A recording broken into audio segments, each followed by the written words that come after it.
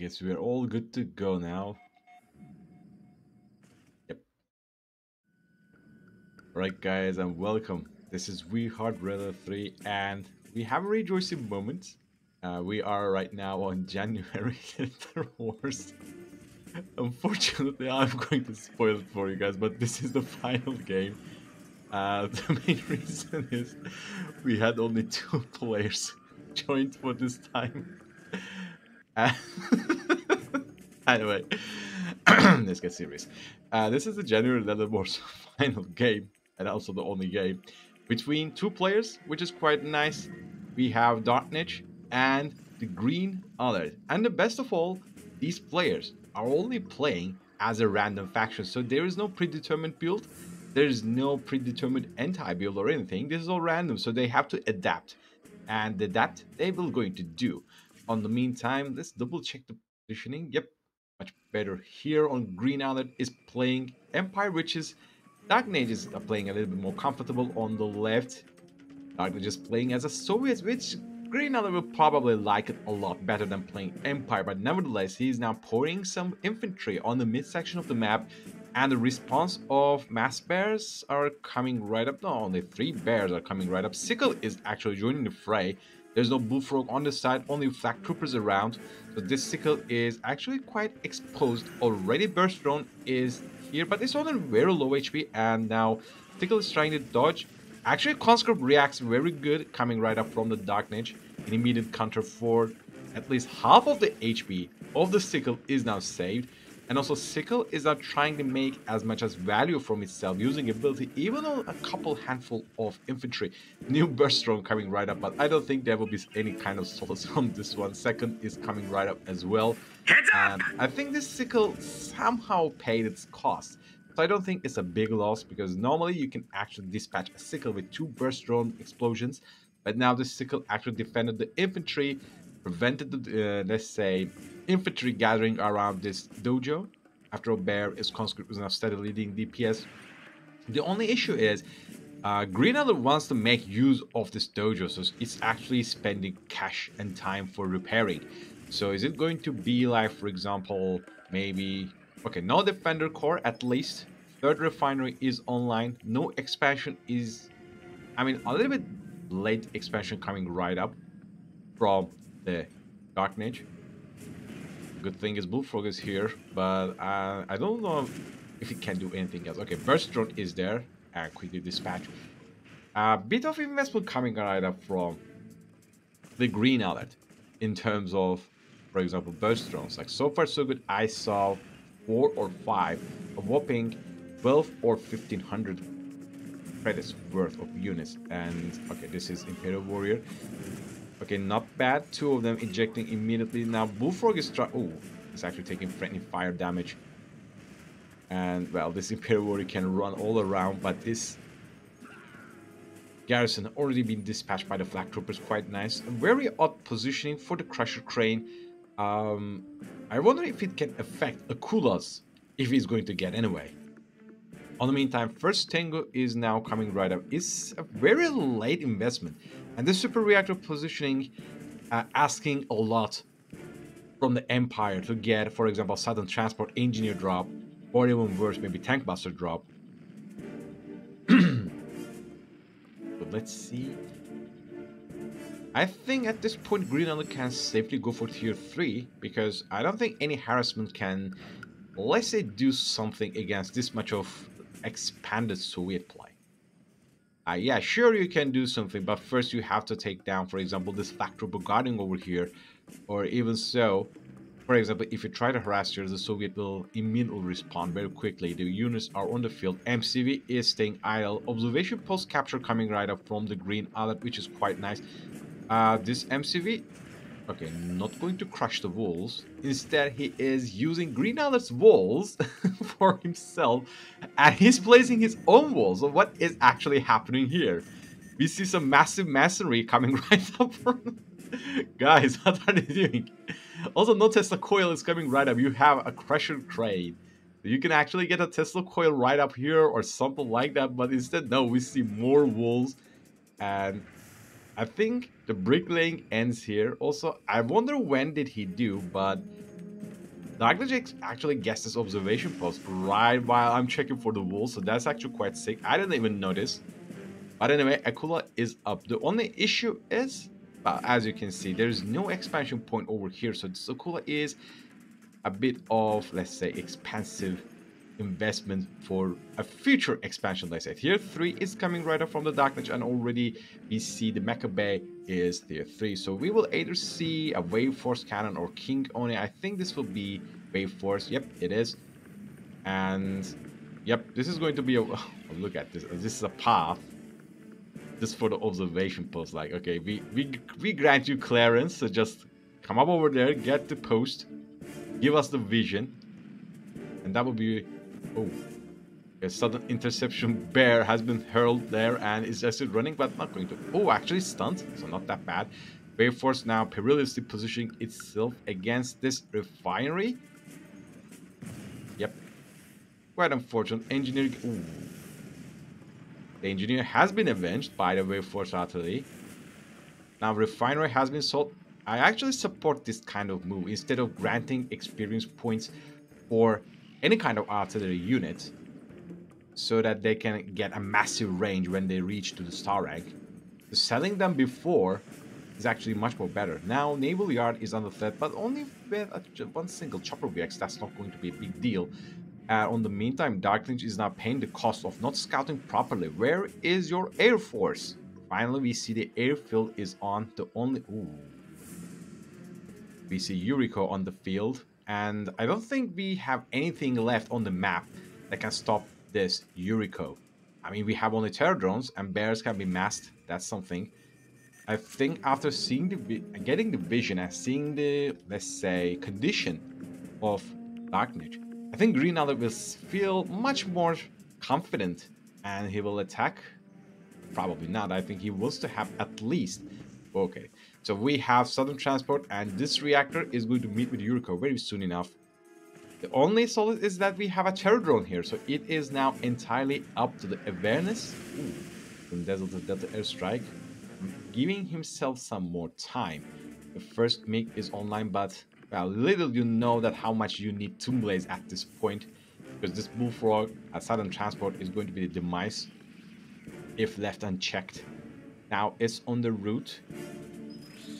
The only, let's say, the even thing is the Green Outlet is not taking the top path. He's going for the below. So I wonder if he can spot it. The Darknage, is it? Yep. You get the react? Yes, he reacts! He reacts! Right, that's actually nice. Now we got the infected one way or another. Yes, infections on the route. That's actually quite nice. Now it's intercepted, but like how much it is intercepted? Like there are so many Tengus around here, and Yuriko is what? Okay, so a super reactor has been sold immediately. The issue is this is a huge chunk of units, and I don't think Soviets can answer this.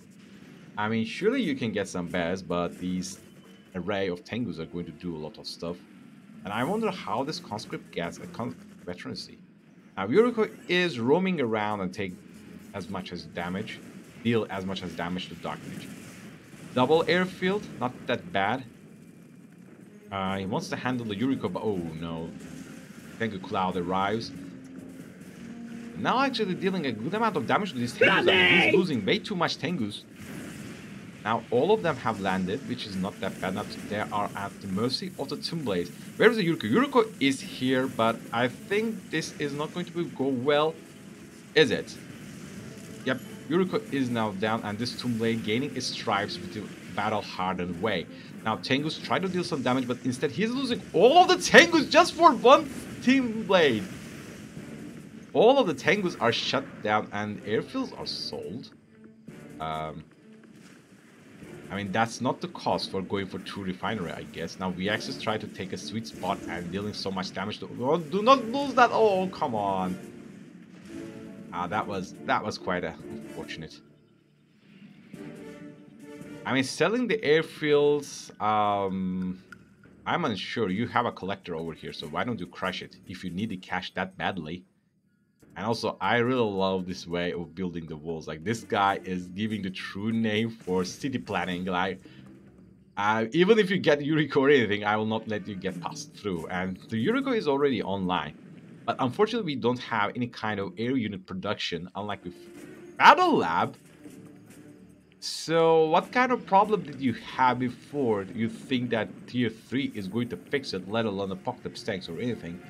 You just get Tengus. And all you need to do, get some MiGs. And that will be it. I mean, always when you play against Soviets. I'm sorry. Ooh. Alright, let's see in this in a different perspective. First of all, his opponent knows that he Green Alert wants to expand over here. The second thing is this Yuriko is now useless. This map has no hospital, so you are bound with a low HP Yuriko. Now, Tengus are gliding all over. Unfortunately, this engineer is going to get sniped. I'm unsure. Force firing, though, maybe. Is it going to work? I guess it's going to work. Now vision swaps.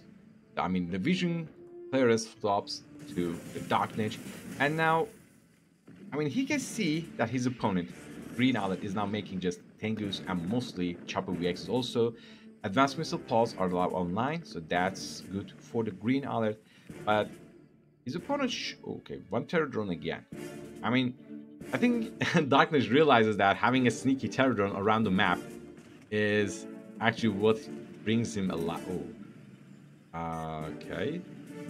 But this Yuriko is traveling around way too risky, but now quickly getting back to observation post. This is the power. Oh. Using the Delta Delta Strike on Collector at this point of the game, I'm unsure.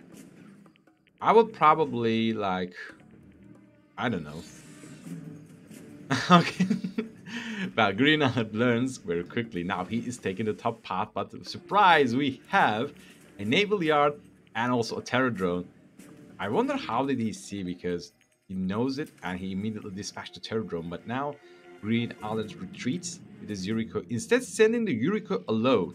Now there is a Kula, so I wonder how is this going to unfold.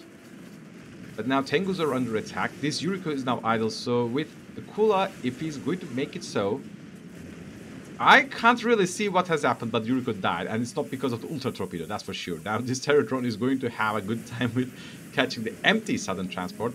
More Akulas are being pumped up. Now this is the time for a naval aggression. 2 Akulas, 1 naval yard is still being built. That's the best.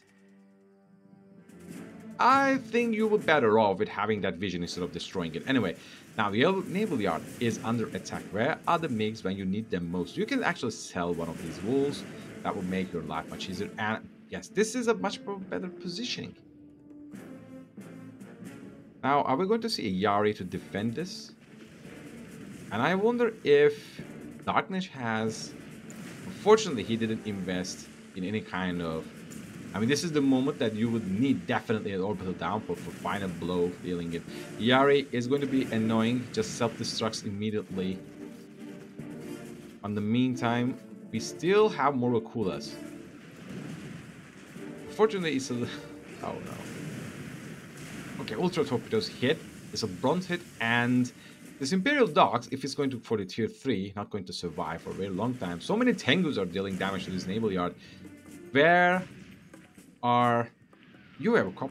Okay, you have Apocalypse tank, so why don't you use it to... Iron Curtain? What? Dreadnought? What? What? Man, I don't know, you will definitely need more MiGs and Tomb Blades. I mean, Soviet late game is actually Soviet air spam, not tier 3. But it's good to have a tier 3, at least it's good to have. See, that you're going to have an Iron Curtain, you can always have some uses with it. Now we see, well, quite unfortunate locationing for this. Oh, so many things. And a perfect landing. 2 Bullfrogs already died, and now this Dreadnought is exposed. Is it going to die for...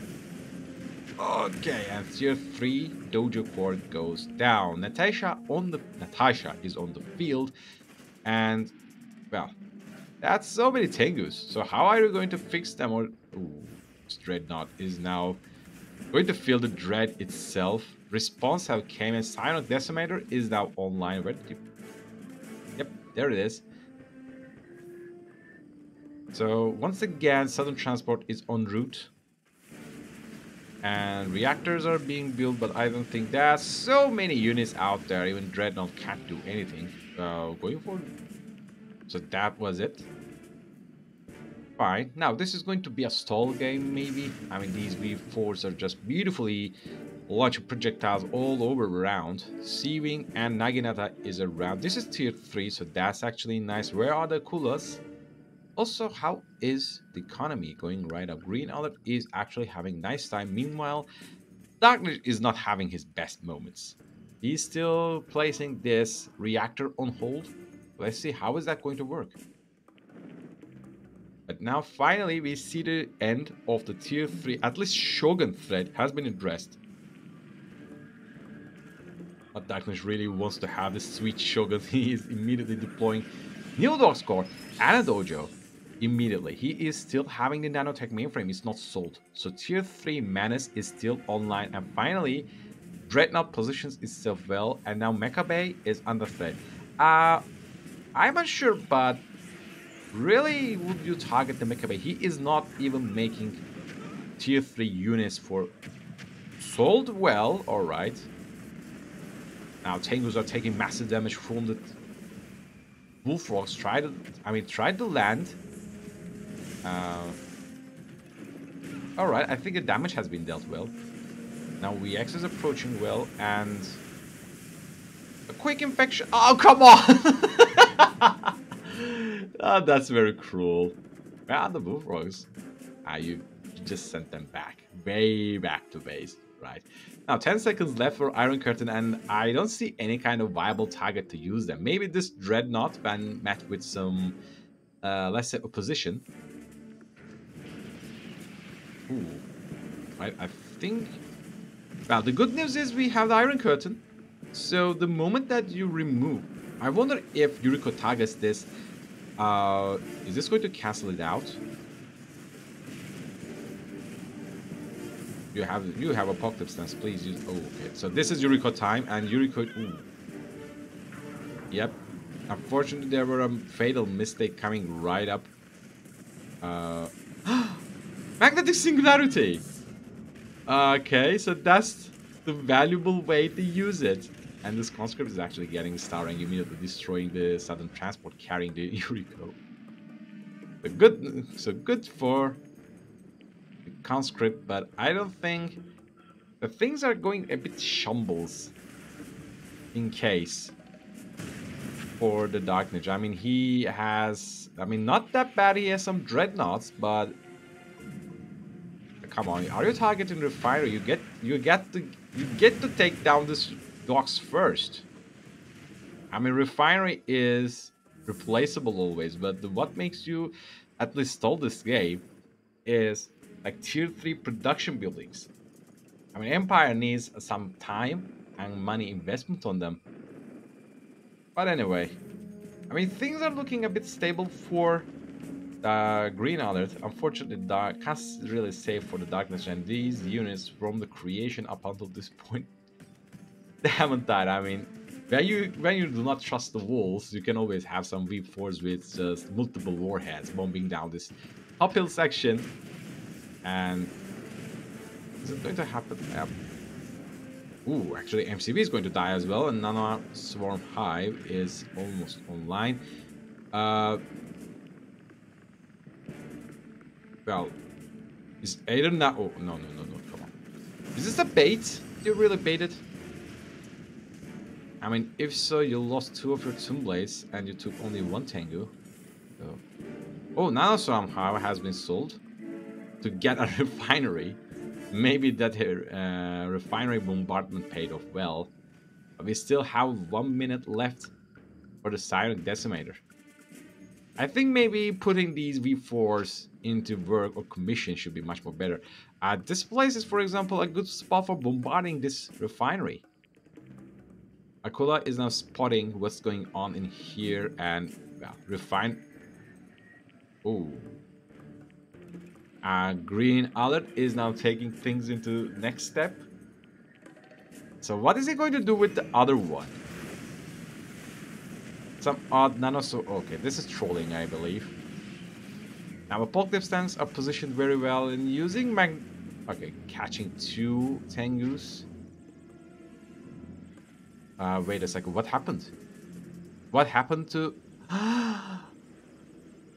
Nanoswarm Hive cannot even work for the submerged unit, so Akula actually get it there and destroy the refiner core before deployment. And if we can only spot this, Green Alert's trolling attempt will blow it on his face. And I don't really like trolling. Like, when you're going to play, just don't go for super weapons and yada yada stuff. Just go and defeat your opponent in a way that you're supposed to do.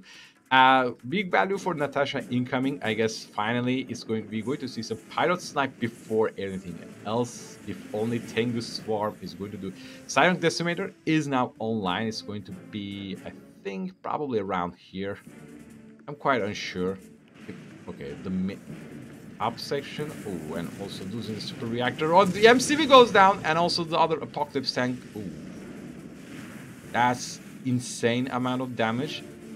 Now Crusher Crane is also in verge of destruction. The Hammer tank is only left to stop them, but I don't think they can go toe to toe against this. I have to say, I think he wants to pull him into range of the Shogun. I'm unsure. Anyway, is it going to happen?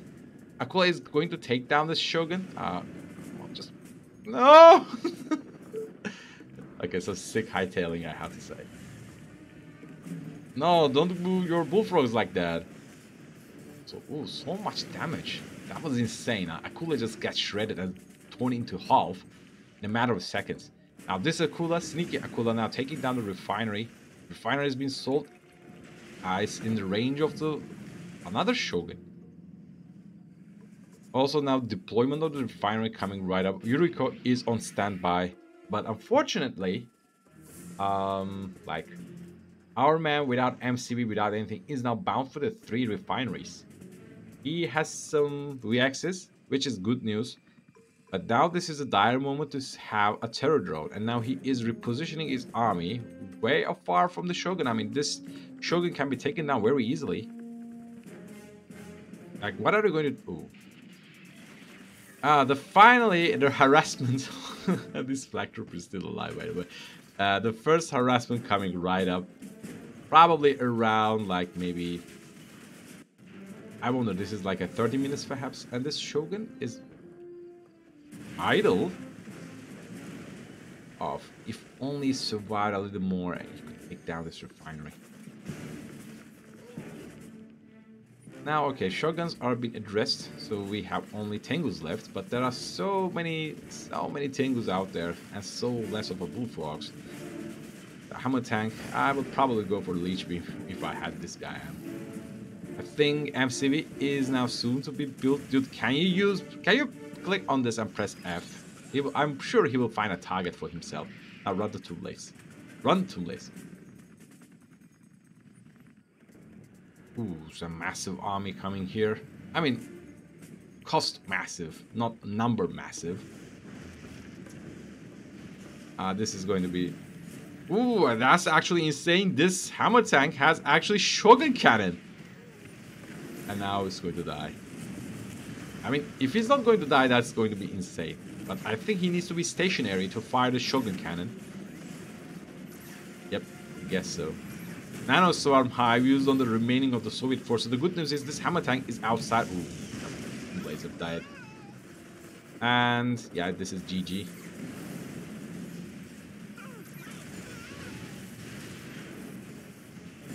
Yep. Well, first game goes for the Green Alert. Unfortunately, Darkness, I think he couldn't keep up the momentum a bit well. And yeah, he definitely had to invest on air units and force all of the combat on the seas. So he could, I mean, so the Green Alert could not utilize the VXs. As you can see, the difference between the economy is almost same, maybe 1,000 credit difference.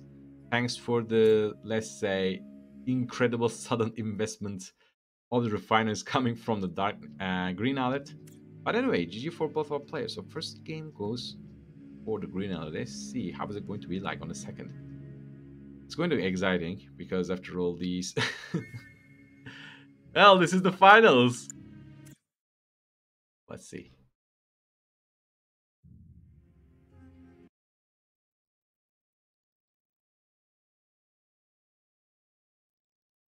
Yep.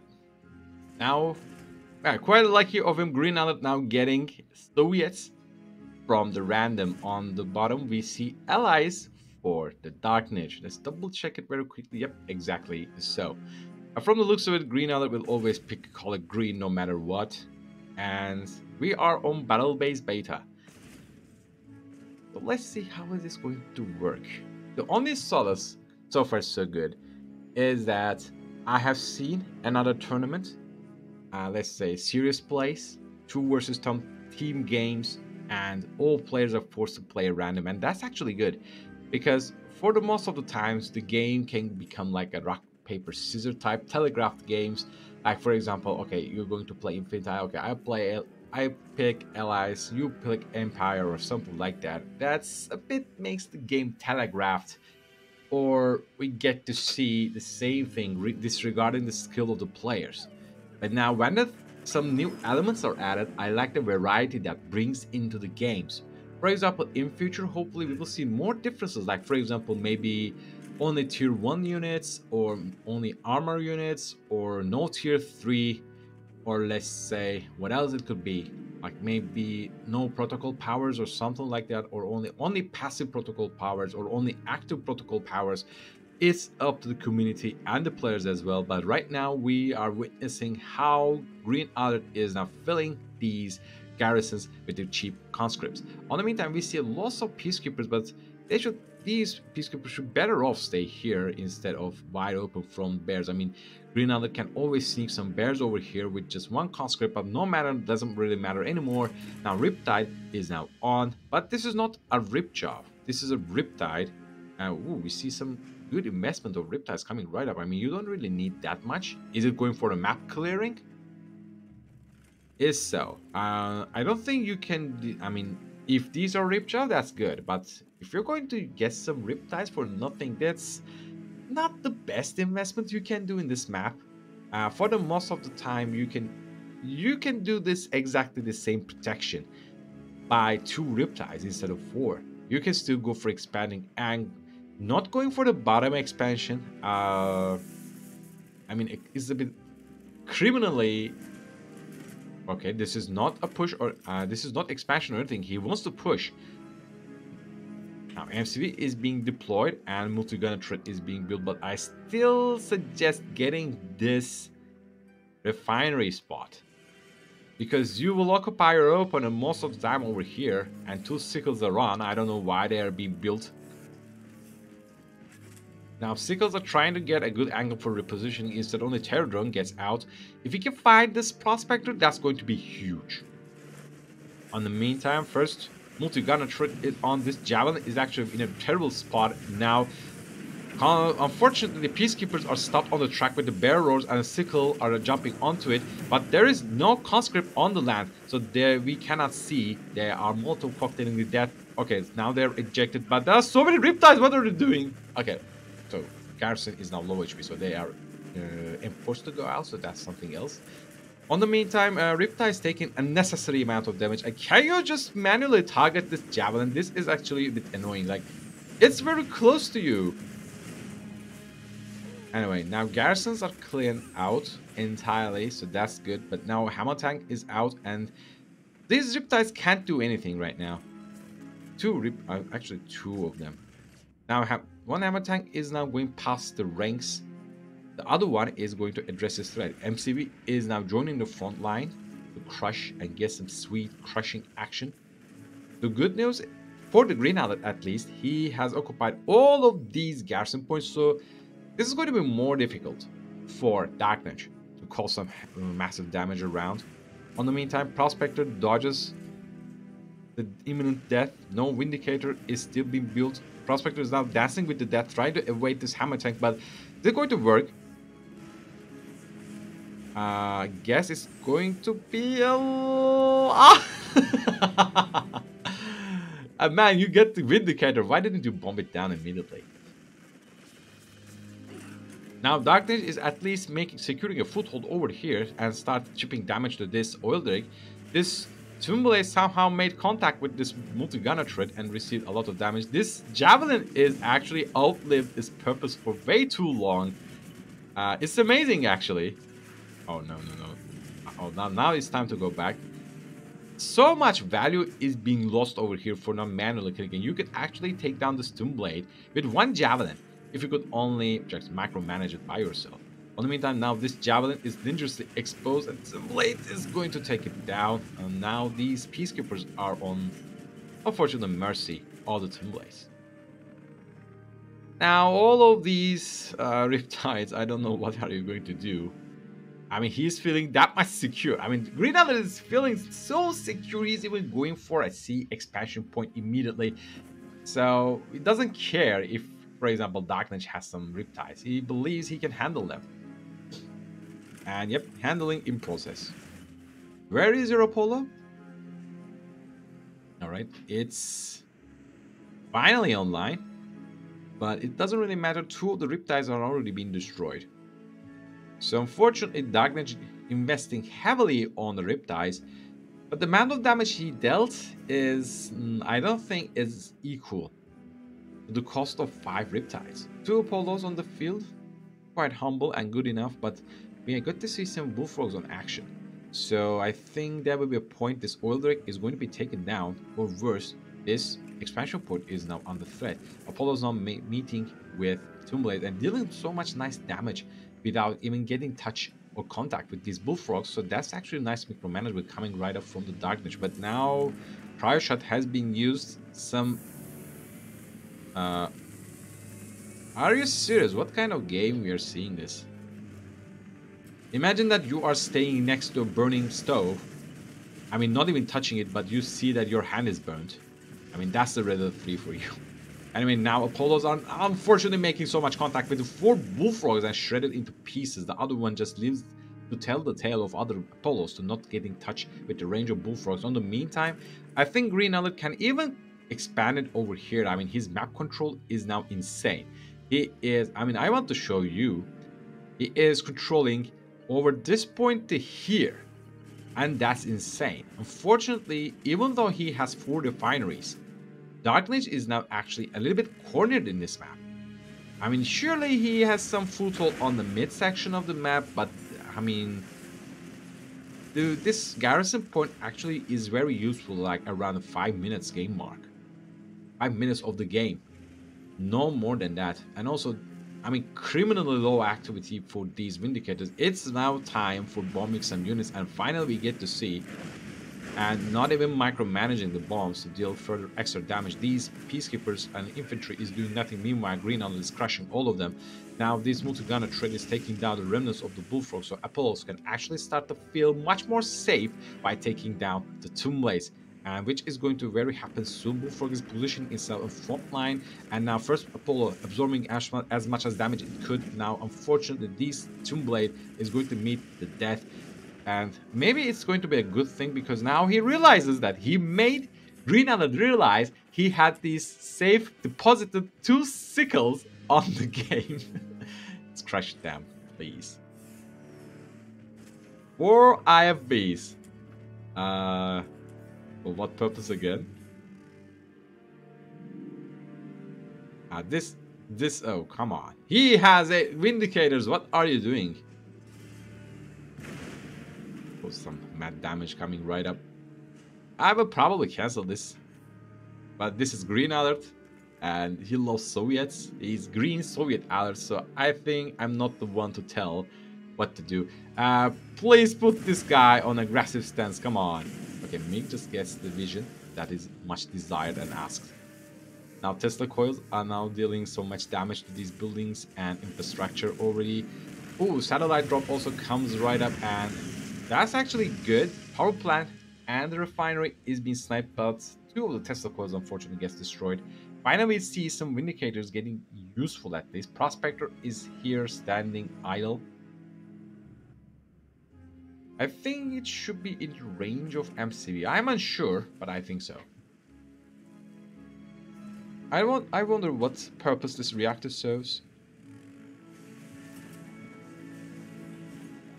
Oh, finally we see some javelins. That's good. What happened to the rest of the Riptides? Are they dead? I'm unsure, but is his entire, I mean, is Darkness's entire army is for IFBs? If so, unfortunately, a couple. Ooh.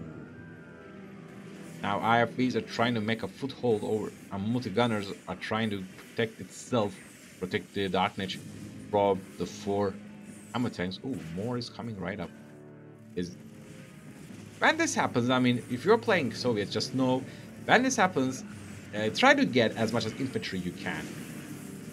Because hammer tanks are actually a safe option, but when you get a loss of infantry and scatter them around, they become an effective answer against the multi-gunner turrets, just like you see here.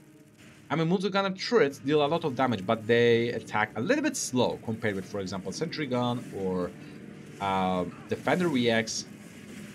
So this gives conscripts, for example, a valuable unit. Also, these vindicators can actually die, and I don't think there will be any difference. All of the infantry is not being crushed. The good news is there's a guardian tank, but there's only one guardian tank, and it's on target painter.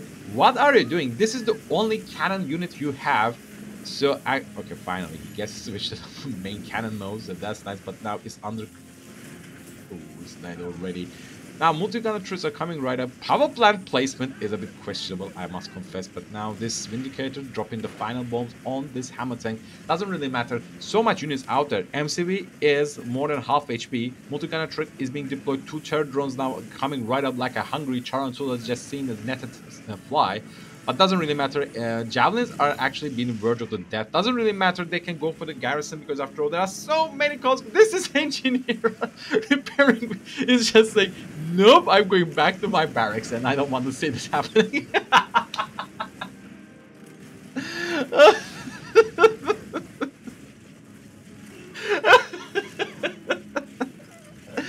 I hope you guys saw that. It was a yoink. I'm not gonna... Or imagine like he says, like, oh no, no, not today. I didn't sign up for this or something like that. Anyway, back to game. Uh,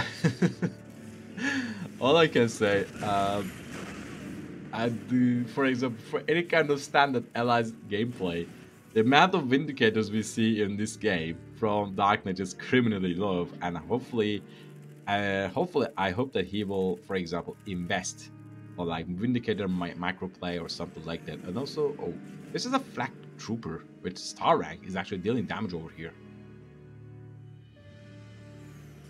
Now, the situation is growing a bit grave. Even conscripts are causing threat. Now, Neva MCV is being deployed. After that incident, I will probably place my barracks over here and place, let's say, an emergency engineer. Is the case.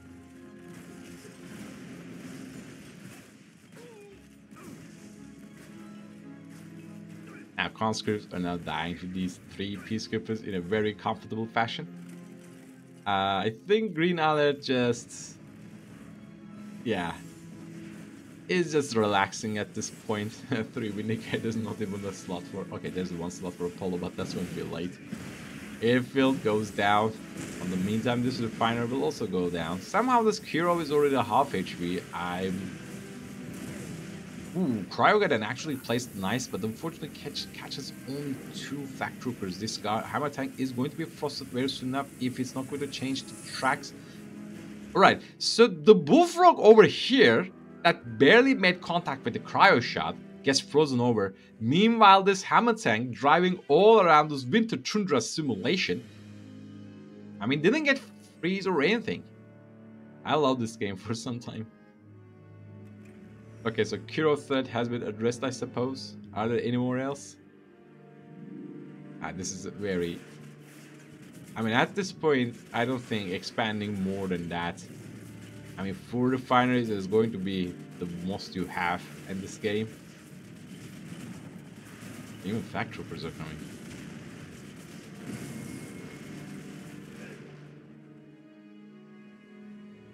And there's a turret... oh, finally.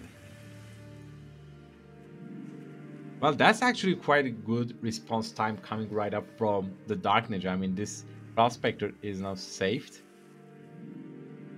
And also Vacuum Imploder is now online.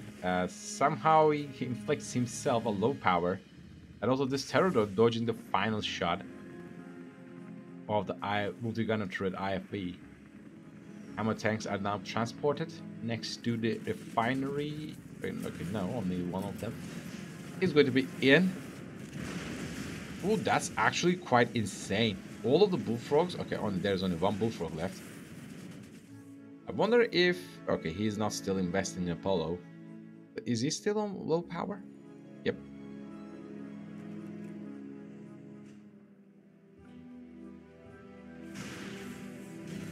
Alright, refinery, what first goes down. This IFA is actually chilling right up in a very good way. I mean, sniping some Tomb Blade and getting some veterancy points. Terradrone is... at this point, you can sell the power plant as well. Sell the power plant. What are you doing?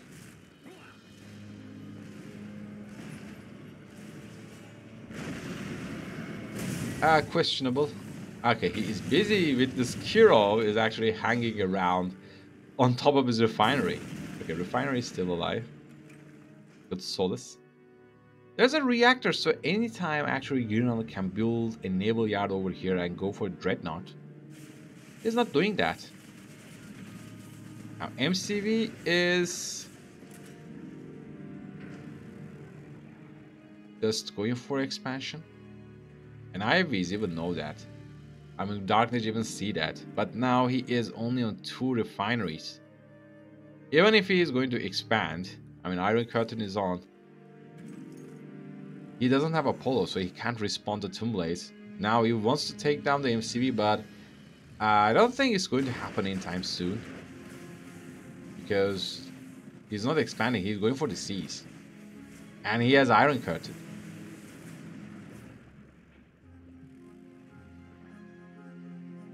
So how was this going to be again?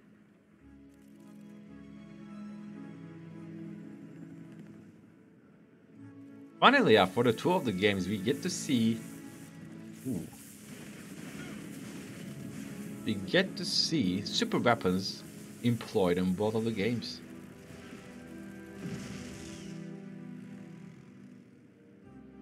Vindicators are going for right up with this. Oh, Tesla coil on the spot where you can't reach unless you have air. Yeah, go ahead, drop the bombs on the MCV. Oh, okay, that's a very quick response, but he can always build it. Oh, it's in the range of the 2 of them. Now it's hard to decide where to build actually. But I think just as any kind of Soviet player, just build a reactor over here to prevent your Tesla coil is being bombed with the IFVs. More economy damage coming to Dark Ninja, unfortunately. So this MCV is going to down unless Iron Curtain is being used. But Iron Curtain is not being used, MCV goes down. But I really don't think this will matter. Twin blade inspection complete. For the green now that he has Crusher Crane, he has economy. Fortunately, Cryogeddon has been used, but Darkness couldn't catch anything. Even if he catches anything, I mean, remember, the guy has Iron Curtain, so it doesn't really matter. Sneaky Dreadnought, I mean, so sneaky, I even couldn't see properly. But from the shores, imagine bombing right up there. Now, Darkness is now entirely collapsing. So many hammer tanks, so less of bullfrogs. Vindicators targeting a handful of the hammer tanks, and they are replenishing their health. But 4 of them are already full HP. Even 5 now. I don't think you really need to do that. At this point, I don't think Darkness has any potential means of return. I mean, that's highly unlikely to happen. Even though, for example, Cryocopters, yeah, sure, they are very strong and can change the traction of the game. In 2 minutes, we see Vacuum Imploder, and probably it will use it over here. So that will be a more insane economy damage for the Dark Ninja. So that means he will be in point of, like, even if you try your best to recover, that's not going to worth anything. But of course, this is the 3. Anything can happen. And like, this game has a divine sense of justice. When you try to troll, it gives you a secret hidden bonus, maybe like anger or divine retribution or something, and makes you play a little better, so the trolling at them backfires on your opponent. This can happen. Okay, replacement MCV is now online. Also, somehow we are on low power mode. Dreadnought that made the miracles unfortunately goes down. Finally, we see Darknage is being more proactive with his also. Are these chimneys of the ammo facility? Well, if so, these are very odd chimneys. Anyway, finally, Darknage is now being more proactive with his Vindicators that try to actively snipe down targets. I mean, Vindicators are quite odd units. They are very effective on early game, very ineffective in mid game, but very, once again, effective on the late game. So it's good to see him using them more, but I think this is going to be a stall game after all. Darknage realizes that Green Island realizes that he has a huge, he has incredible lead in economy, in map control, in unit count, and in everything else. In also super weapon, he says why I'm the one is attacking. I can wait. I can afford to wait. I can make my opponent to even try to recover. It doesn't really matter. I can always go and kill out the expansions. Kragadon once again used, but unfortunately now army is transitioned into Tombfrog army. So basically, with the Kragadon you can only cast some bullfrogs, but unfortunately it's not going to work. 3 Riptides are now trying to sweep across this left side of the sea. On the meantime, we once again see more activity with the Vindicators coming right up from the Darknage. This naval yard is now completely free. Dude, just use your multi-gunner turret. And naval yard is now completely frost, but not using the multi-gunner turrets for anything. Now, Darknage is now trying to fight back, but I think Urania that was like, if you're going to respond, I will respond. And now he is responding. And we have actually no cooldown on the Wakumi Piloto. I wonder what did he use Iron Curtain on? I missed it. Probably on this naval yard, I believe. Just for trolling purposes, maybe. Or I don't think it will be an Apocalypse tank or anything.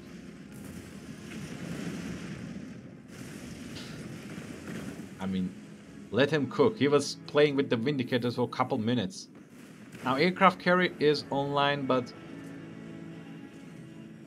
is it actively suffering damage? What's happening here?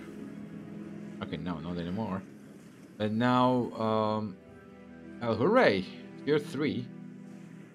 Meanwhile, on invasion of Soviets, these Hammer tanks are casually chilling. MCV is now repositioning himself better, so he can crush the Hammer tanks.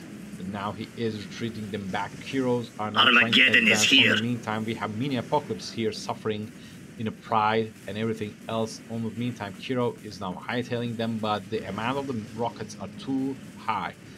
And we're going to see end of another MCV. Now, this aircraft carrier is now star rank. Big danger, if you ask me. This Kiro is completely unhinged, full of HP, and already in contact with the base of the Darknage. Darknage unfortunately have nothing else left but a handful of some sea units. All of the buildings are completely exposed. This naval yard is going to be the last endpoint. What the? I don't know if you guys heard that, but somebody is just... Anyway, Green Alert just scores the second game as well, with incredible map control coming right up from him. So congratulations for him and better luck on the next game for the Darknage.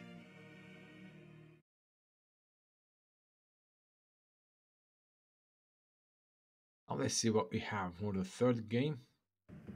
Now we are on the Fire Island, and well, the Lucky Charm hits for the Darknage, this time playing as allies. This is Darknage. On the bottom we have the green, as always he should be. Now getting Empire from random, feeling a little bit comfortable because we see his performance on the Infinity Isle. Not that bad, but of course not can be compared or even go for the parallel with his Soviet performance.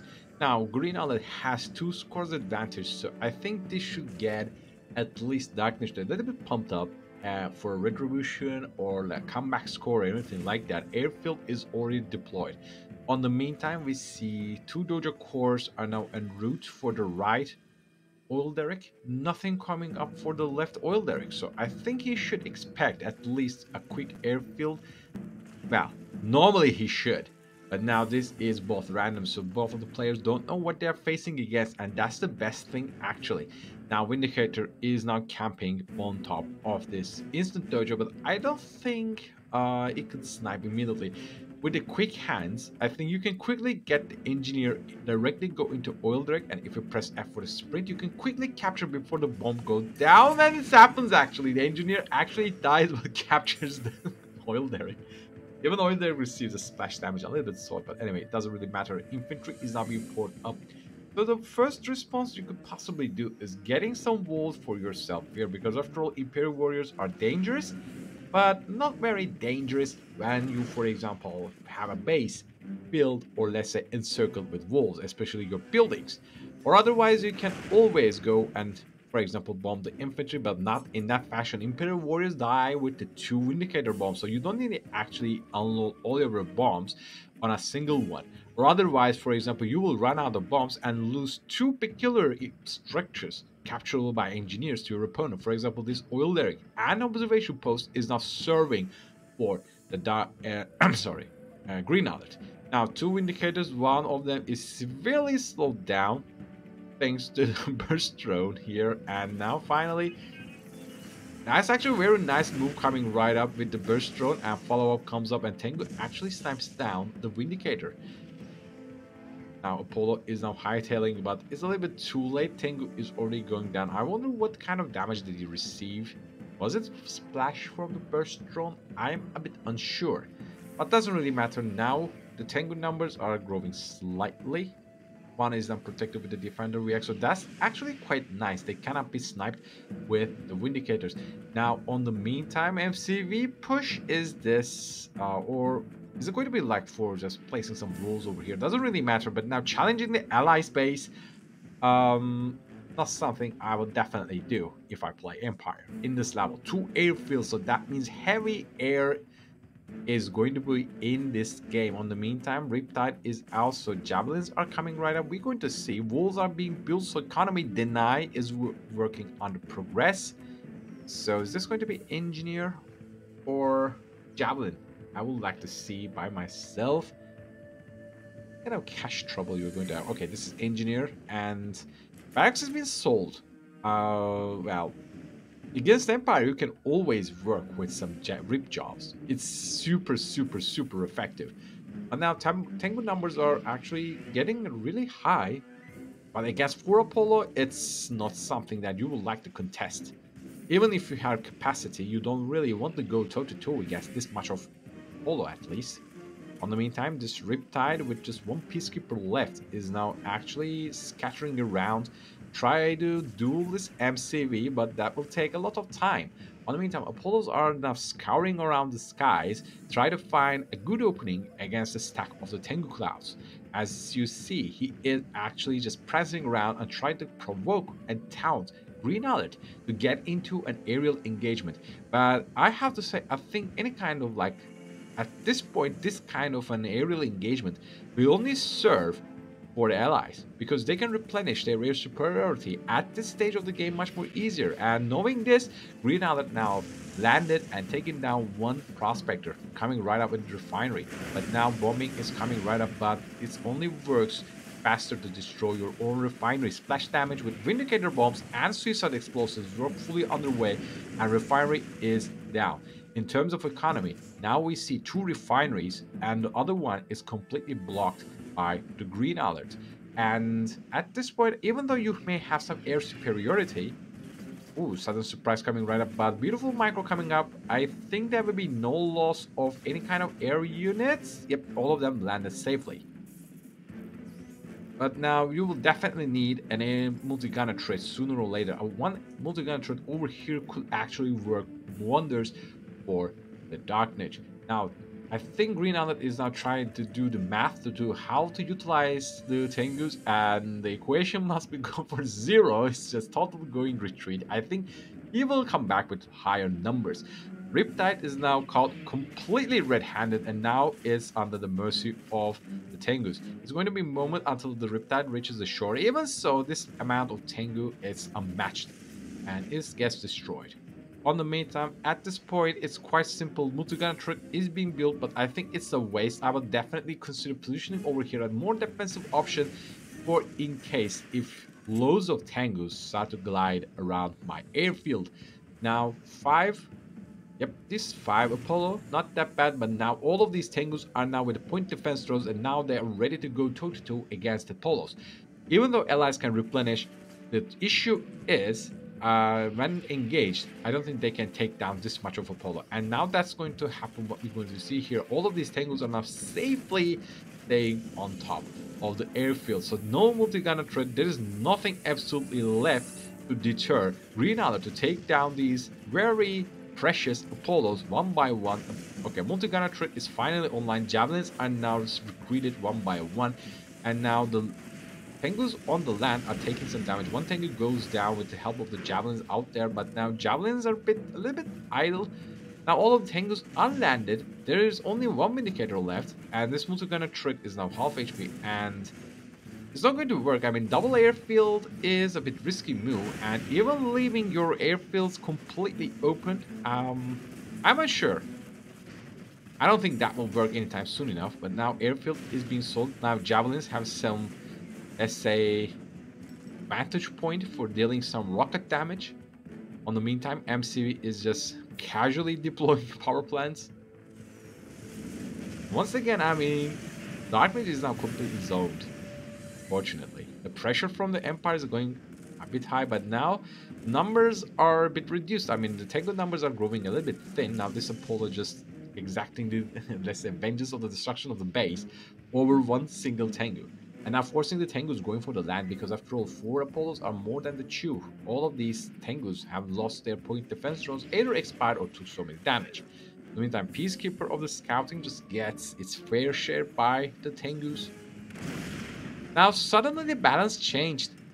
As you can see, I mean, Tengu numbers are now drastically reduced and the power immediately shifted to Dark Niche. As you can see now, air issue is become a threat once again for the for the Green Outlet. Now he is forced to make Striker VXs. I don't know if it's forced, but I think at any kind of point, any kind of, for example, Empire play will mostly prefer going for Mecha Tengus. As long as they can make Mecha Tengus, I think that should be better because that covers the land, sea, and the air entirely. So the meaning that Striker VX, if you're going for defensive purposes, that's going to give you a hard time, because after all, the Striker VX is on the land, not the best anti-air you can have, I have to say. Now Apollos are now having a good vantage point and they're dealing a lot of damage to Tengu, but unfortunately couldn't snipe thanks to the point defense drones. Out of the fuel, I guess this this Vindicator just pressed the eject button in a different way. Now Green Outlet is, instead of going for second airfield, throttling his air units.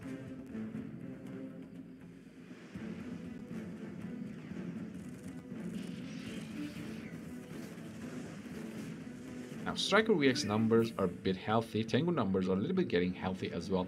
I think at this point, Green Outlet can score the third game just by getting a handful of infantry with some tank busters. That should be the game. Because even though our guy, I mean Dark Knight, is now in tier 2, I don't think he is in a good position to, for example, get some infantry coupled with some Guardian tanks. Okay, first Guardian tank is out. Finally, he is on for the refineries, just like his opponent. Now, Darkscar. Okay, 2 Riptides and 1 Guardian tank. Oh, air support is just coming right up. That's a beautiful positioning for the Polos out there. Now, 2 Guardian tanks is more than enough to take down these Tengus. Now, Javelin is just casually exiting from the Rip Job. And this Imperial Ward is passing out. Couldn't even slash the Javelin out there. But now, issue is growing. 2 engineers. Well, that's something. But finally, that may be enough for taking down some of the, for example, maybe the oil derrick or this observation post. Or even better, you can scout all around with the Ripjaw and get even a sneaky going back and capture the Mecha Bay. That's something that you can usually do against your opponent, and it's effective. It works against any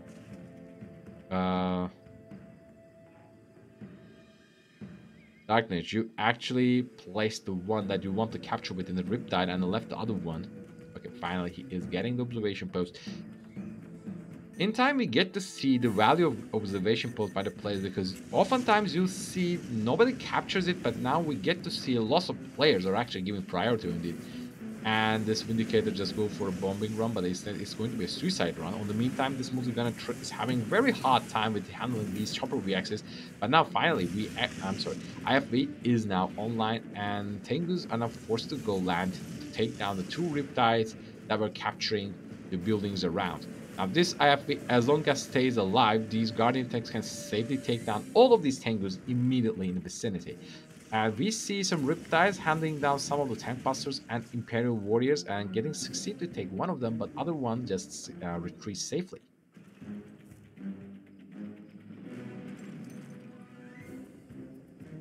We come to reach a point, I guess.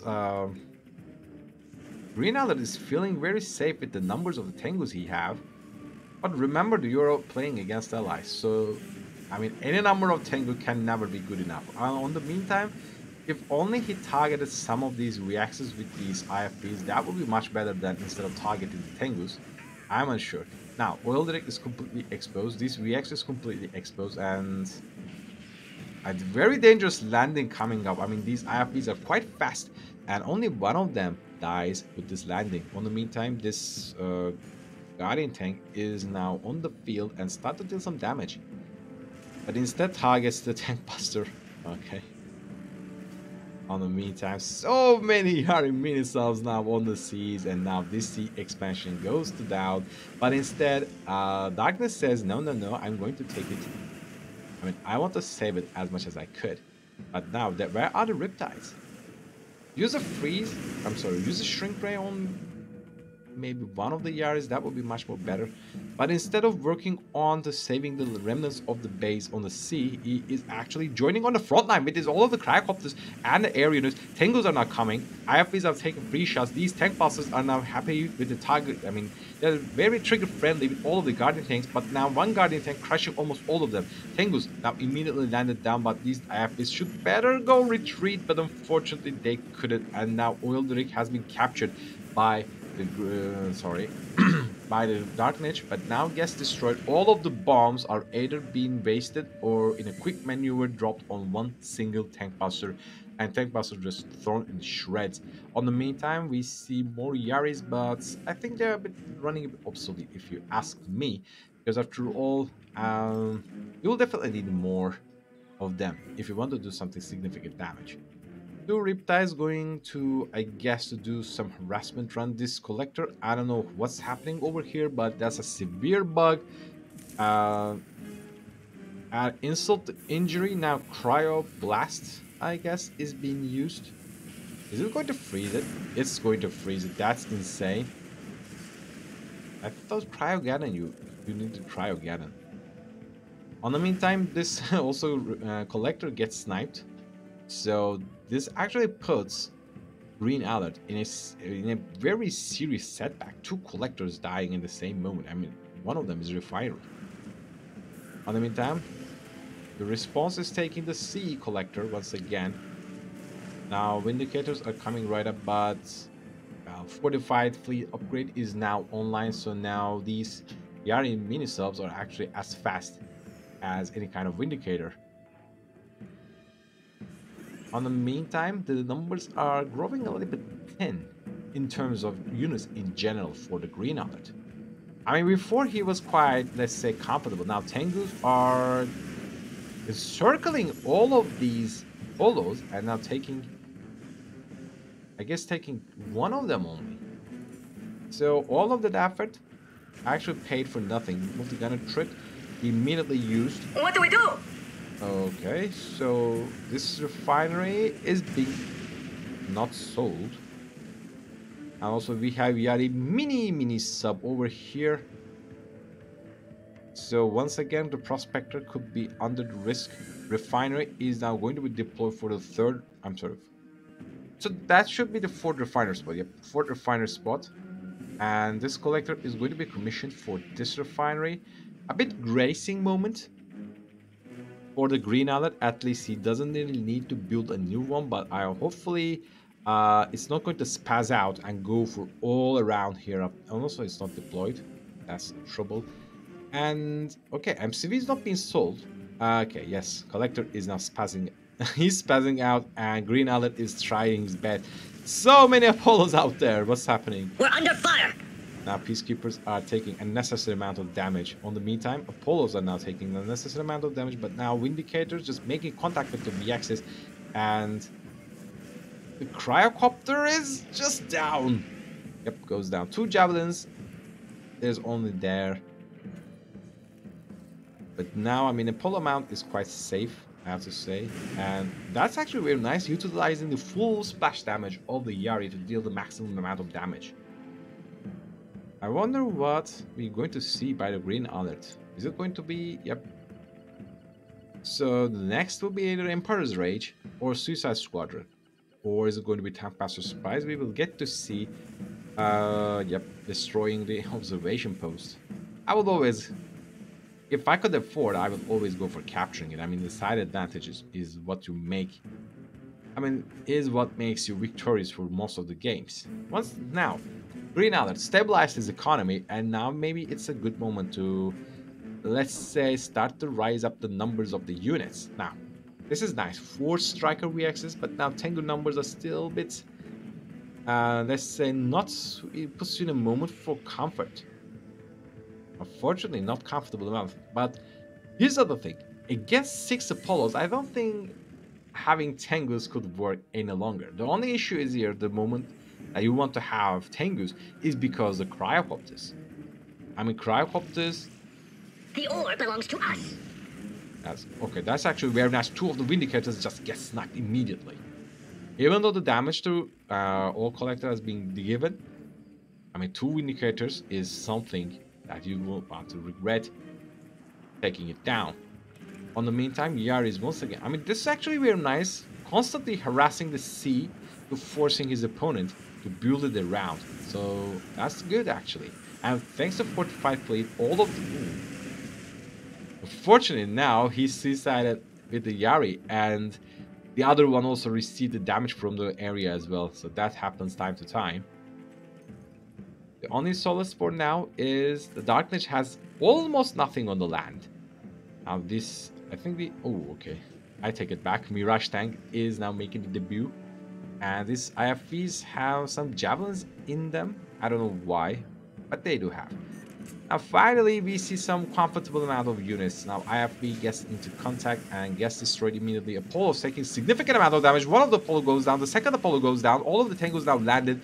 But that's some very odd placement for the Cryogeddon, but captures 2 of the Tengus. So that's something. IFV taken down. On the other hand, another collector is now under threat. If... Oh, that's a Mirage! Oh, come on! That's very unfortunate. Anyway. Oh, escorting refiner all around. That's risky. That's a very risky. But on the other hand, in terms of protocol power, now Dark Lich can actually use a free trade. And he is enjoying extra credit runs coming from prospectors. As you have noticed all around this game, we see 0 harassment on these prospectors, and that's the powerhouse of allies in this map. And with air control, so many things may happen. On the meantime, I think Dark Lich really wants to take down this collector, but he also knows that the cost of this is going to be 2400 credits. He doesn't really want to do it. That's not going to work. Instead, we have a 10 cannons. And this refinery is on low HP, and that's going to be very good for him. And on top of that, you know that Cryogeddon has been recently used, so this could be a very good moment to strike. Speaking of strike, these striker VXs should definitely go to land. Otherwise, it's going to be very bad for them. Now, all of the Allied army is now going to reverse mode and going rightly into the Athena cannons, but where the Mirage tank is here and it should be taken down, it's taken down. The Athena cannon is now taken down as well. All of the land units are now completely destroyed, and Darknet is ejected from the game.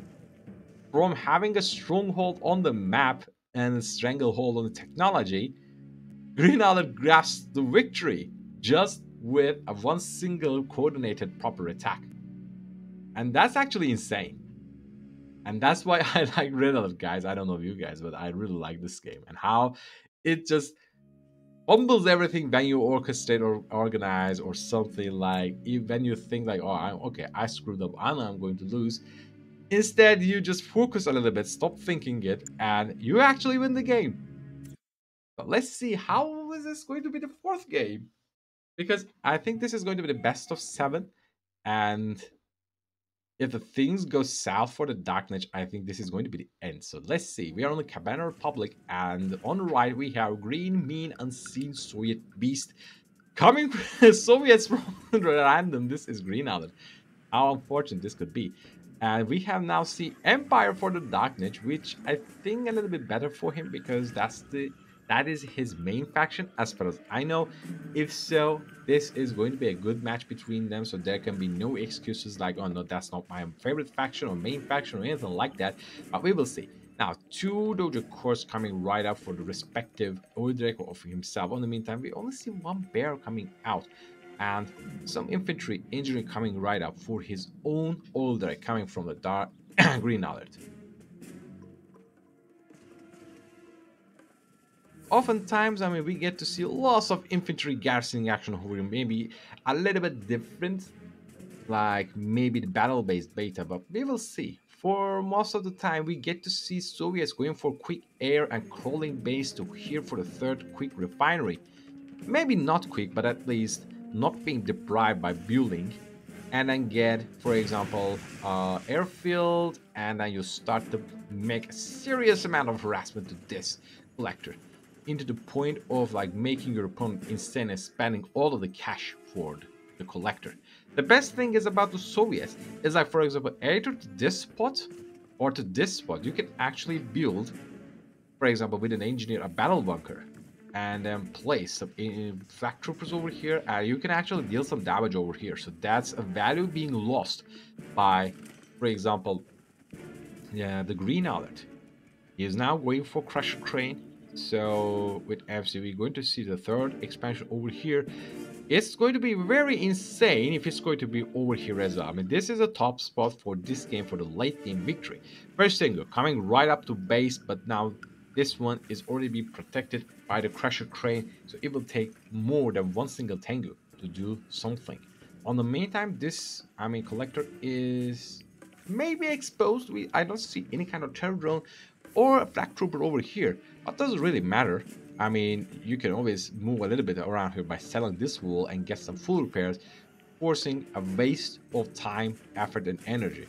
Now, infantry fight has been started, and now units are now going around to deal as much as damage to each other, clearing out the garrisons. For example, right now, Darknet is now having some difficulty with securing himself a foothold over the Soviet conscripts, garrison buildings, but now healthy numbers of the Imperial warriors, so that's something nice. On the meantime, unfortunately, we get to see Instant Dojo being deployed over here. This means only one thing: loads of tank busters and 4 garrison spots over here, meaning that complete denial of this expansion point. Also, Tengu is now harassing this collector, so even though we get to see an expansion is being built, it is now being negated. On the verse, 2 Tengus on top of here, and we have some low power action here. So how is that? Okay, battle bunker over here. Why? It has flak troopers in it. But anyway, flak trooper is not dead, and there are so many Imperial warriors out there. Now the first tank passer is out and safely going into garrison. Yep. The only good solace is that we have sentry gun here, but after all, the units are being poured over here, so that's another story. Walls are being built, but the numbers of the Templars are growing really high. This game is not going to even see maybe an airfield. I mean, coordination of the Darkness in this game is quite good. I mean, he is just fetching one single burst run over here because he knows that the Crusher Crane will stop, for example, any kind of potential damaging, but why? Really didn't do that. I mean, one collector goes down here, the other one goes down over here, and yep, realizing that this cannot go long, Green Alert taps out. So finally we see the first score coming from the Dark Lich, and maybe this is the first of the many, and we will see to it. Right, let's see if this Dark Lich is going to keep it up, because right now we are on the map Snowplow, and we get to see the Green Alert playing as allies. Quite a lucky charm because allies is quite advantageous on this map. On the meantime, Dark Lich is also playing as allies, so I really don't know. The Dark Lich's allies performance was not as good as his Empire performance, but let's see how is it going to be for the Green Alert. Remember, so far so good. We get to see one victory from the Dark Lich, and the remaining is belonging to Green Alert. But let's see on the ice who is going to prevail, the Green or the Dark Lich. So we will see. Airfield, very quick standard opening for the allies, for example, power plant and the airfield, but the defensive positioning. So that makes me a little bit questioning because usually you get to place your airfield around here.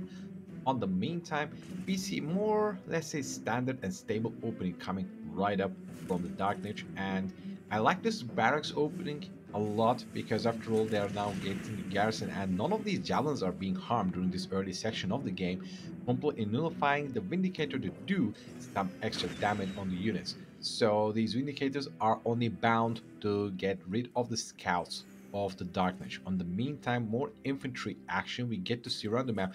Engineer is better go into this garrison immediately, otherwise it's going to be very bad. 4 javelins, or actually 6, 7, 8 javelins are going to accompany this poor fella. I mean, imagine the importance on the oil derrick the high skilled players give to this. So you'll get a reasonable understanding of it. First Vindicator gets into touch and already receives almost a half of the HP as a damage, but mission successful. The engineer gets sniped. So unfortunately, mission failed for the Dark Lich. But we have still a solace over here. This oil derrick is still accompanied. On the meantime, we have only one barracks built before MCV departs.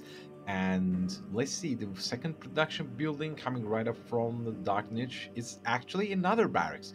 So it's actually quite reasonable, and MCV is already in the perimeter of the Green Alert space, and Green Alert, unfortunately, MCV is far behind on the lines going for the third expansion. So Dark Lich has to play very defensive. But I wonder how defensive it could be, because if MCV is going to join the front lines, this is going to be the game. I mean, if he going to go for the multi-gun threat, it's not going to work, I guess, because 2 Vindicators are already on the field. And now the unit production has been nullified. These Peacekeepers are trying to get into position, but it's not going to happen anytime soon. And Vindicators dropping their bombs. Fortunately, right now the base is completely exposed, and Green Alert is actually forfeiting his base. I'm unsure, but now Peacekeeper numbers are not in favor for the Green Alert as well. This is going to be a very quick sweep of the victory. Power plant is going down. Prospector going for the crushers, but not going to work anytime soon enough. Airfield has been sold. All of these buildings are now being compromised, and we only have an airfield and bunch of Vindicators around flying. The final defensive point is very simple: this garrison and maybe a multi-gunner threat over here, so at least it can halt or put a stop to this infantry madness. But it's not going to work because I mean, Peacekeepers are just being poured to this map, and like, this is a terrible start considering for the Green Alert, and I think this is victory. There's no way of coming back. At insult to injury, now we see a very aggressive air-based positioning. Like, what is this? Even worse, you see now our seaport. Why are we getting a seaport? That's completely unnecessary. Just wait around. Your opponent is now forced to play with one refinery. Meanwhile, you have entire map for yourself. This MCV is also going to join the front line. Now Green Alert is also bringing his own MCV, but now the body block is in the plate. All of these javelins are not meant to still target locked. Very insanely quick MCV snipe. I cannot even recall it, but well, that's an insane Darkness performance, I have to say. This was great. I was expecting like maybe a turret push, but luckily enough, Darkness also thought that turret is not going to work. After all, the Vindicator is going to deny the first one immediately. So instead, he sees the opportunity and directly go for the MCV, joining the front lines and going for the push, and yeah, effectively eliminating the Green Alert before he can even cook the meat. Everything else on the plate is now not even undercooked, it's raw.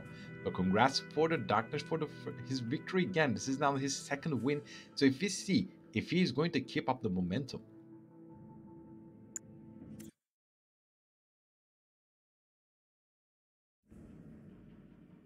Now we are on industrial strength, and maybe this is going to be the end of the joyride for the Darkness, because now Green Alert gets Soviets from the random, and on the meantime, Darkness gets the blue iconic color for our allies on industrial strength.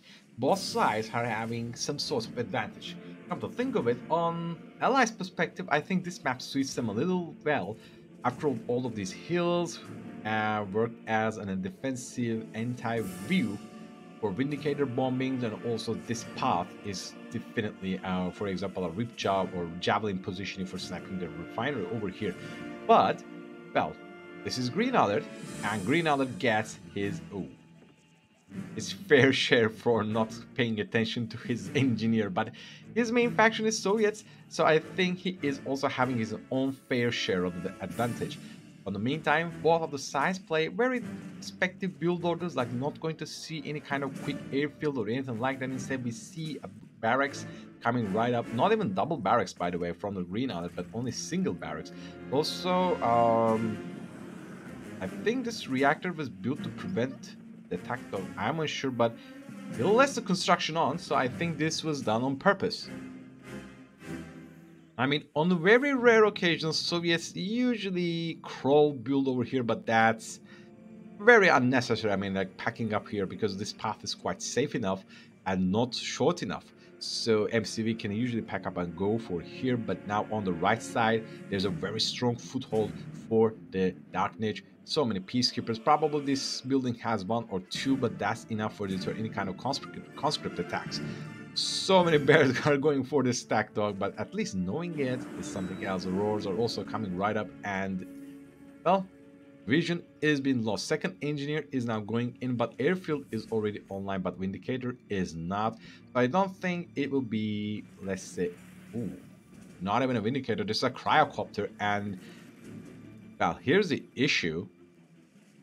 Darkness is going to cook, but Green Alert doesn't realize that this is the case.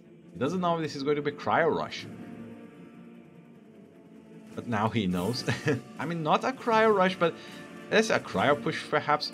A cryocopter immediately going to collect it. No, it's not. Actually, MCV is now, well, that's going to be a terrible.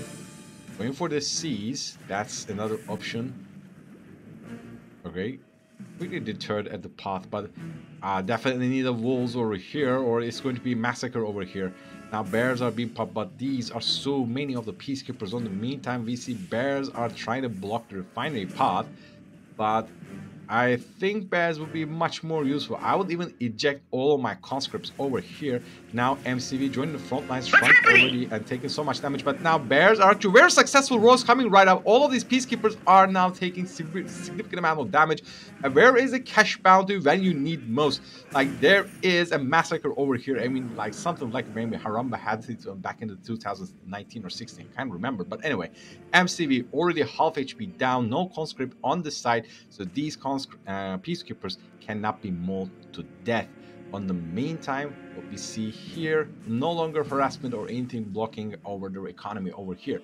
So these three peacekeepers are actually having a very good time, and yep, they're enjoying their own moment. But now this peacekeeper is running all around with his Molotov cocktail on his hand. I wonder if any of these bears have any roars. Okay, roar has come up. So this peacekeeper is going to have some target practice and take 1 and 2 and 3. Now, on the meantime, Cryocopter amount is now doubled 1 to 2. And this MCV is now going for join the front line. So I wonder if he is going to use it as for crushing, or is it going to be, I guess it's going to be a multi-gunner threat push, a very staple build for this, because after all, even though if you deploy your MCV around here, you can build a multi-gunner threat around here, and that's a massive advantage, come to think of it. On top of the verse, I mean, you can handle the peacekeepers with bears and the conscript, but you can't do the same against Riptides. Riptides have lots of HPs, and definitely you will need something more than, for example, Terror Drone or maybe Sickle. But the things are, I mean, lights are slowly going down. I can easily say that. On the meantime, Tesla Coil is being built, and Rejoice, the first hammer tank, is on the field. Now, Bullfrogs are under threat. They are very precious, so they shouldn't be destroyed no matter what is going to happen. But 2 Bullfrogs are already down. That's a massive loss from the side for our guy. Green Alert is now having some difficulty. I mean, maybe target the barracks as soon as possible to prevent all of these javelins are going to be deployed before anything. Now Bear is just having very good moment with mauling all of these javelins coming right up, and now this peacekeeper trying its very best. The good thing is still there is no indicators on the side, so this Tesla Coil is going to do what it's supposed to do, and it cannot get sniped very quickly. On the meantime, airfield is being deployed. Good news for our man Green Alert, but he will need so many much, like let's say time and some, let's say maybe a little bit of luck. But now the cryocopters are now targeting this ore collector. Bullfrogs are nowhere to be seen. I mean, the hell numbers are very healthy, but unfortunately they are very far. Walls are being destroyed with the freeze, and collector goes down. Bullfrogs are repositioning back, but now first MiG is on the side. Is there any Apollo around? There is no Apollo actually, so big trouble, because after all, these cryocopters now will definitely seek a refuge near a multi-gunner threat. But now already one of the one of the cryocopters already received a good amount of damage. Very good use of a satellite drop, and now all of the multi-gunner threats are now down, and even MiG is going to trade its, oh no, the last rocket. That's a very unlucky of him. But now hammer tanks can... Where are the hammer tanks? I saw some hammer tanks around. Are they both dead? If so, how? Let's get out of here. Now, our facility is online. Remember, this construction yard is tier 2. So any moment we get to see Guardian tanks, and if so, cryocopters will definitely give a huge advantage. On the meantime, this Riptide is going to be very sneaky thing and preventing this MCV you're going to see. So a quite bold move from Green Alert to try to go for expansion. Meanwhile, there's his enemy. His enemy, Darkness, is going to bolster his forces at right his doorstep. So we get to see something. At this point, maybe going for Crusher Crane and even crushing the MCV or selling the MCV could actually do some wonders. Now, Terror Drone is trying to get a catch, but what is... Oh. Now, Bear is going to, unfortunately, get frozen over here. Quite unlucky. Now, the MiG once again arrives on the field, but now reaction came up, and this MiG is going to survive, hopefully. Yes. Hammer tanks are now positioning, maybe force at least this MCV to go maybe backwards a little bit. But anyway, it doesn't really matter. 2 MiG arrives and dealing some damage to the Zip Tide. Green Alert definitely wants to have this expansion spot no matter what. He wants to direct the war effort of the Darkness over here to here as well, because otherwise I think he knows that this pressure is going to, maul him to death. So units are being poured around here, so he must have something else. Otherwise, he cannot keep up with his opponent, because after all, the advantage is working for the Darkness at this point. The only solace is we have Tesla Coil over here. As for some reasons, we don't get to see any kind of Vindicator action over this game. And this is a quite risky move. Try to direct the war to the... Anyway, maybe it's going to work. 1, 2. IFB is already taking heavy amount of damage and gets destroyed. On the meantime, one hammer tank is going to go down. On the meantime, there is a combat happening here, but now finally, Toonblade is arrived, but loading rockets on the Peacekeepers, I don't know. But unfortunately, now hammer tanks are completely shrunk. Bullfrogs are trying to run away. This Bullfrog is taking the wrong path and going to get the fair share of destruction.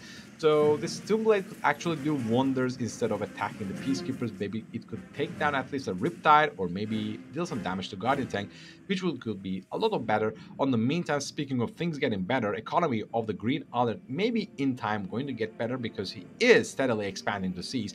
Riptides are coming right up. Toonblade is going to deter them back again to the shores where he feels a little bit more safe. Now Hammer Tank is trying to go toe-to-toe, but when there's a Cryocopter, I mean, you can't really say anything about what's going to happen. Either you're going to win in a great advantage or otherwise you will lose it in a terrible fashion. So right now, I mean, 3 hammer tanks. You may say, like, the amounts, you can see how much is the amount. I should definitely win this, but remember, when you shrink a hammer tank, all of these multi-gunner IFBs not usually deal heavy damage anyway, but they will, let's say, miss half of their shots. Speaking of, for example, expanding an economy, the same move also coming right up from the Dark Lich as well. So this is going to be a very insane game. I mean, on the doorstep, many units can be now produced, and also the same amount of defensive measures can be taken by the Green Alert thanks to the 5 refineries. Both of our players not even wasting any seconds and try to maximize the amount of economy they can get. And also, right now, this definitely, a barracks is a good option. Any kind of Tesla coil could be actually game changer here if Cryocopters cannot handle them. On the meantime, maybe sending one conscript over here could make a huge difference because this Cryocopter is now completely unhinged and can do some serious amount of damage no matter what is going to happen anyway. On the meantime, no more Riptides are coming right here, so I think Green Alert can at least feel a little safe. Cryoblast has been used and Tesla coil is going to down. For example, scatter move has been used. This hammer tank is frost. This hammer tank is going to down, and unfortunately it gets shrunk as well. The barracks is not producing anything, and this army is going to destroy everything on the side. Tesla coil goes down. There are only 2 bullfrogs, and super reactor is exposed. Refinery is exposed. Wall is now taking damage for like aggressive stance, I suppose. On the meantime, there we get to see only where. I mean, maybe Tesla coils. I'm sorry, Tesla trooper could be a little bit better because there's not so much of anti-infantry. I mean, no Peacekeeper, only 1 Peacekeeper maybe. If only you could have done them, maybe that would be a little bit better.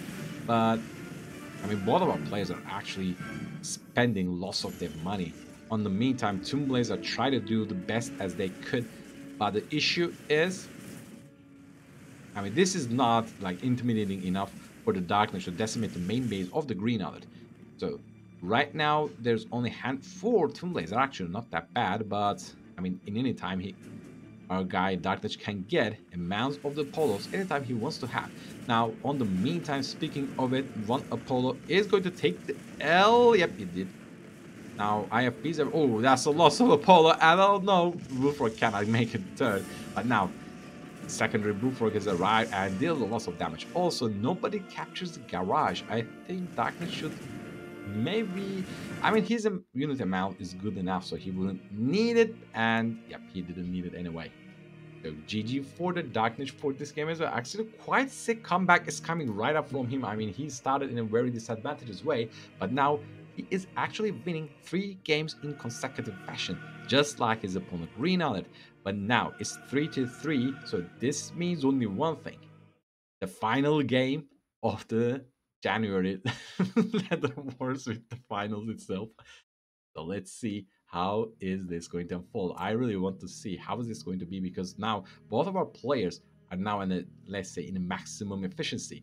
Speaking of, I don't really believe Green Alert used all of his juice for the first 3 games. I think he has more left in the fight.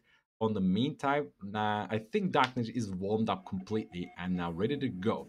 And now our final map, Temple Prime. On the right side, we have Mean Green and Soviet Green Alert. On the left, we have Empire. This is light blue or teal or cyan, whichever you prefer most. This is Dark Niche.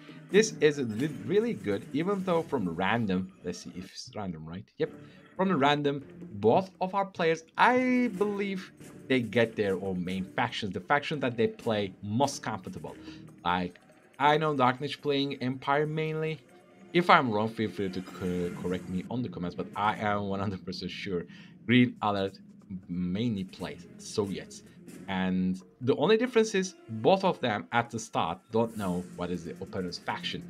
So that's a little bit spice, like sweetener or maybe spice for the game. Even though they feel very comfortable with their what they get, they also have to know what is their opponent is playing. Now both of the players know that their respective opponents are playing their own factions that they feel the best.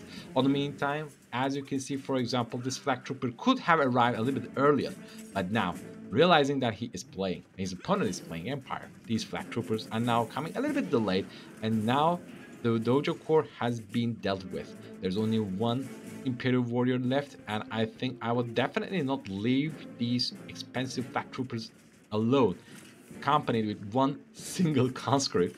But anyway, I mean, this guy knows how to play Soviets better than I do, so let him cook, I will say to myself. On the meantime, top section is a little bit idle. Dark Knight could actually maybe invest an engineer to capture. Yep, he is already doing so, but now the control of the oil rig swaps to Green Alert. On the meantime, so these garrisons are still standing, so well, most of the time I see players, especially allies, invest in javelins to destroy them. So just like in Infinity Isle, maybe you could go for magnetic mines and destroy the garrison as well. I mean, I don't think the same would apply for the Empire because it has it's a little bit quick when it comes to clearing out the garrisons thanks to the Imperial Warrior. I mean, come to think of it, I think conscripts have the best. Also, flag troopers are now, oh no, a very unprofitable way. Anyway, conscripts are the best. I mean, they can just hurl Molotov cocktails, and if your opponent is not paying attention, can clear out the garrison without even dying. But in emergency situations, I think Imperial Warriors and then Peacekeepers are better because you can immediately trade your units. And with some extra cash, you can actually cover up the mistake or your, let's say, negligence. Uh, negligence. Anyway, cash round, cash round is used the best move I can see coming right up from the Green Alert. And Green Alert, very odd placement for War Factory, I have to say. But well, you know what does this mean? It's going to be a push. Deploy the MCV, but anyway, I mean, not the big damage, but Flag Trooper is still pissed off and taking some damage on this MCV, but doesn't really matter. 2 Tengus are already out. Where is a Terror Drone? There is no Terror Drone on the side, so these Tengus are completely unleashed and can deal also amount of damage. On the meantime, bears are... Ooh, that's actually a lot of Imperial Warriors out there. Now, Terror Drone can actually go out and go toe-to-toe with these all of the Banzai maniacs with its own robotic claws, but doesn't really matter. Now we see Tesla Coil is being built. Where is the Crusher Crane? There is a Crusher Crane. So, whoops, one Tengu already caught in net of this Terror Drone. So basically, this MCV is going to do lots of issues against the Dark Niche. Now, Dark Niche is trying to deploy some walls to prevent MCV, at least a little bit, halving error. But now, meanwhile, oh no! One Tengu already takes the L. On the meantime, other one is now lets loose and goes for the bullfrog, and now is retreating back. And on the meantime, barracks is being deployed over here. Now MCV is going to make a detour, and the only issue is it's taking lots of damage from the tank busters and the VX, so that's going to be bad. Is it going to be Cell? I think it's going to be, yep, MCV Cell. I mean, 953 credits, but let's say 1,000 credits. But now barracks is also being sold. And unfortunately, the Bullfrogs takes the L. So this puts the Green Alert in a quite in a pretty tricky situation. He has only War Factory left. Thankfully, his Crusher Crane is on. I would definitely build a wall at least here to protect the Crusher Crane, because Crusher Crane is a little bit fragile. It's not very strong and doesn't have lots of HP. Now, speaking of walls, I think... why didn't you deploy your walls over here? But good to see we get to see some flak troopers here. But now Crusher Crane is under attack. But BX just dies for nothing. I think Green Alert wants to keep up the momentum, but he also realizes that the importance of this Crusher Crane. Now Tengus are idle, so this is a good moment to seize the opportunity and encircle it. Got too late. So how? Okay, Cheddar Drone has arrived and Barracks has been sold. And Crusher Crane is already half HP.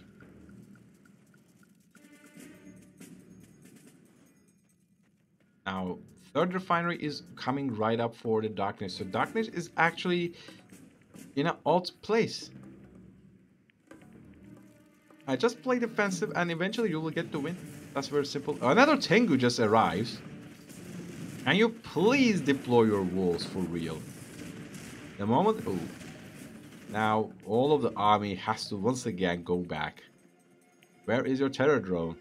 When you need it most. Airfield? Let's say it.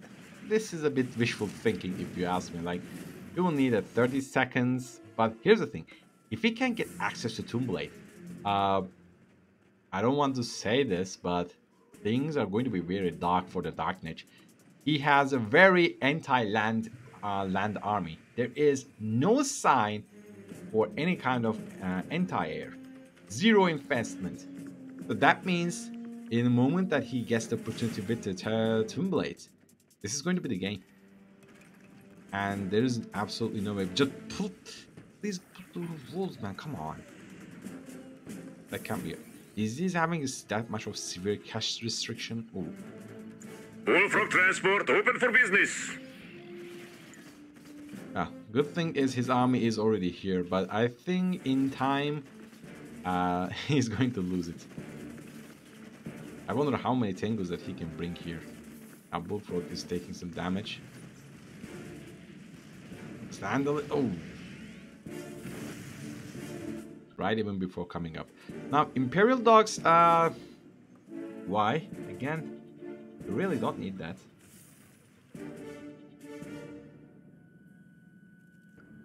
Some infantry garrisoned on the top. So just get the Tomb Blades and I think you will be good to go. And the War Factory is also being sold as well. So that's risky if you ask me. Now the production is on the airfield.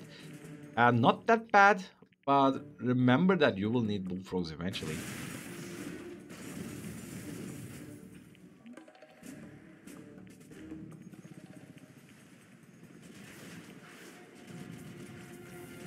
A Collector is once again under threat. Yari is now online and... one Yari for one Bullfrog. I am unsure how good that would be trade is. Now speaking of the trade, now Tomb Blade successfully eliminated the Collectors, so now things are... I can easily say Darkness is a bit pissed off. Instead of waiting, he will be going for attack, but remember, his army has Tomb Blades and your Tengu numbers are way too low. So just tell me, how is it going to be? Now Imperial Dogs, not even worthy to get rid of it. Now he's been sold as well.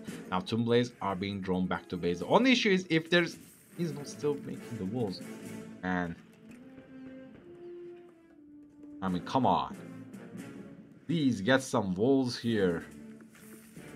But also maybe a one Tesla coil over here should be very nice as well. Speaking, why are these tank busters are down? Ooh, so many bears. These are very valuable units and I would definitely not lose them, but I can assure you that will be a pathing error. I think Green Alert clicked in a different way and thanks to Red Alert 3's broken pathing, they somehow spazzed out and decided to go over the top. Anyway, now VXs are now on the chopper boat, so Tomb Blades can actually go in and send some rockets and go back, I guess. Exactly. So now point defense drones are now being used. Bears can be deployed and should be deployed as soon as possible. Now all of these striker reactors are actually body blocking all of these tank busters. So tank busters can actually deal some damage, but this hammer tank making some breach and dealing as much as damage. One of the terror drones. Okay, so terror drone now infects. All right. So who's going to win this? I don't think any of the player were actually in a bad situation. I'm unsure. So let's see. But I'm unsure. I mean, from the looks of it, I think Darkness win. But from the looks of it, Green Alert was deemed victorious. So well, that was very interesting, I have to say. I don't know. I would like if they could only come here and explain themselves. Why did Darkness tapped out? Or did he like disconnected or something like that? Because after all, even if he didn't attack and just spam some reactions on his base, he will be still better position than the Green Alert. But anyway, so congratulations for the Green Alert, I guess. I'm better luck next time for the Dark Niche, and hopefully we will see at least more contenders for the following month's Ladder Wars. I mean, this is the only game so far. But anyway, this was the January Ladder Wars 2024, and yep. So guys, thank you for watching. If you enjoyed what I'm doing here, feel free to leave a comment and like. They help me a lot. And also consider subscribing because right now we are, let's say, very small. I mean, very short left for 100. And I can't really promise anything special for the 100 because, for example, when I see the games replay here, all I see is more replays coming right up from the Alvente. I mean, I can don't worry, by the way, guys. I can cast all of the games of the Alvin uploaded, but I don't need to be psychic or anything like that to find out that you guys will eventually get sick and tired of seeing at least one player is always the same. I mean, the same guy doing this different things doesn't really matter, but well, almost all of his games are done in Infinity Isle, and for the most of the time he plays Empire. So I don't think that's going to has any kind of entertaining value.